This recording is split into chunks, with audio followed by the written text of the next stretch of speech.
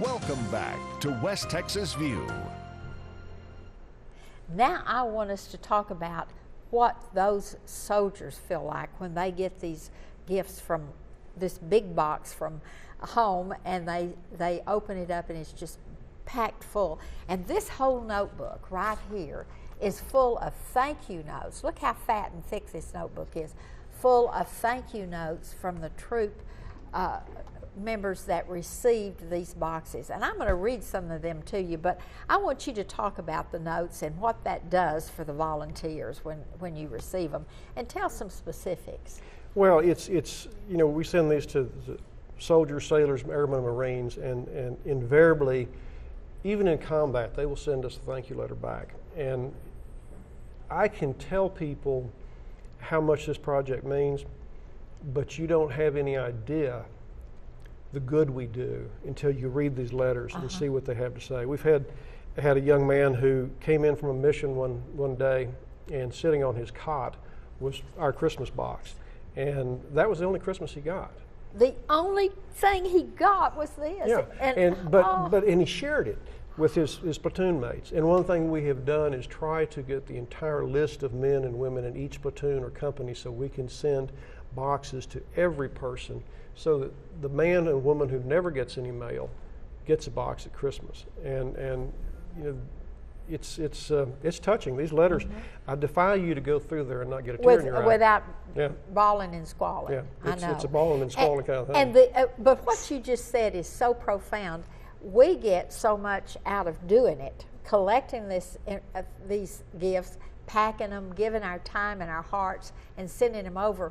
But then that love comes back to us. It does. So it's love going both ways. Well, it's the spirit of Christmas. There's no better way for a person to start Christmas off than to participate in making Christmas for somebody who may not get Christmas unless we help them. Yeah, and a lot of our troops don't. That's right. A lot of them don't get any This mail. one is dated December 24th, 2012, so this was last Christmas. My name is Lance Corporal Godey, and I am currently deployed in Afghanistan with the Combat Logistics Company 153, and I just want to say thank you so much for the box I received yesterday. I received this box, and I shared it with the other 9 Marines in my platoon. Among the goodies within the box, we all found something we needed or wanted to use.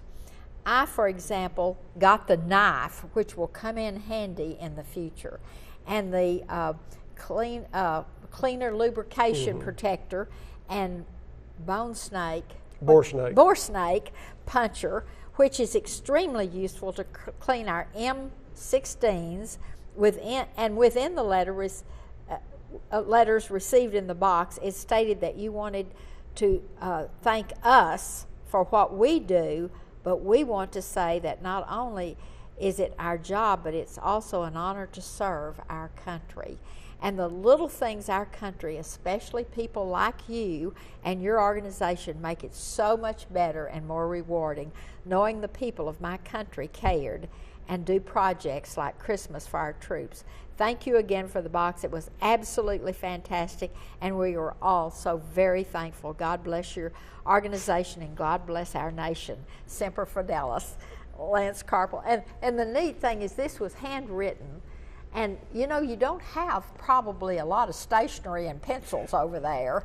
Interestingly that you mentioned that, because last year we got a postcard looking thing in the mailbox, and it was on a cardboard piece about that large, and on one side they had this Marine had scribed it to look like a postcard. He put our address on one side and started to read it, and it was a wonderful thank you note.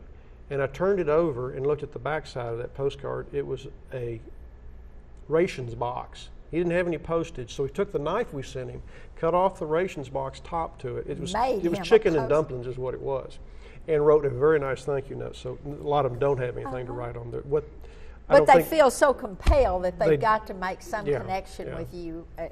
And when you look through this and see the heartfelt feelings of gratitude, my gosh, it makes you want to go out and hawk your house and buy 2,600 more boxes. Yeah. And it's just amazing. You need to come sometime and ask for him to come to your church or your group and just show this book, and that'll sell everything right And I'll there. be happy to. Because Scott Davis, who lives in Midland, has grown this organization from 5 boxes to 2,600 boxes in this very short length of time, just because people heard the story. And that's why we're doing this today. And one of the things that I wanted us also to talk about is that, again, send the information, and you can find out how on the website. Send this information so he'll have the names of people, and they don't have to be from West Texas. If you've got friends in other states, that's okay. But one of the things that I would ask, if I were just now learning about this, is if I want to make a donation of cash and not something that's listed on here, how do I do that? Can I come by your office and do a credit card or give you a check, or what? The easiest way is by check. We have PayPal on the website, but whenever you use PayPal takes a little percentage of that. Okay. So if you want 100% of it to go to these guys and gals, just send us a check.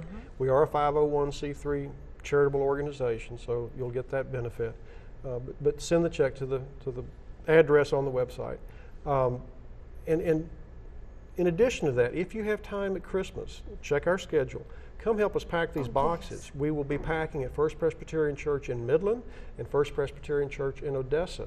And come spend 5 minutes or spend the whole afternoon helping us pack or help us set up.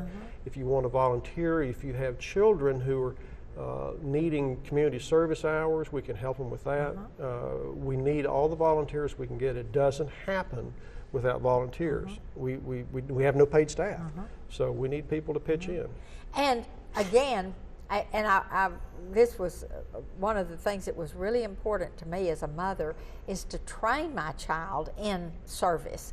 And this is such a great way, because they feel so connected then with these troops in Afghanistan, and it makes them more interested in the news when they're listening to the news and they're saying, "Hey, I helped them." Have them come help pack boxes. Yes. We have lots of children. We have children all the way through the age of 88 that come help and pack boxes. So we can use all the kids we can get. And then I want us to talk about people that don't live in Midland, Odessa, or Big Spring. I know we have a large contingent with the Veterans Home and lots of interest in veterans. We have a lot of people, and we're going to have to come back in just a minute and finish this. But I want us to talk when we come back about how do we get other communities that would like to get involved. See you in just a second. Stay tuned. West Texas View will be right back.